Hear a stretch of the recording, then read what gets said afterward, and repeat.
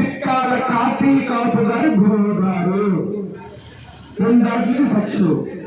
అయితే వెంకటేశ్వర స్వామి సేవ చేశారు కాబట్టి ఈ వెల్ల గ్రామం నుంచి పాదయాత్ర చేసుకుంటూ వెళ్ళారు కాబట్టి భగవంతుడు ఆయన దగ్గరికి వచ్చేసాడు. వెంకటేశ్వర స్వామి ఆలయం పక్కనే, ఆలయం పక్కన ఆయన సేవకుడు.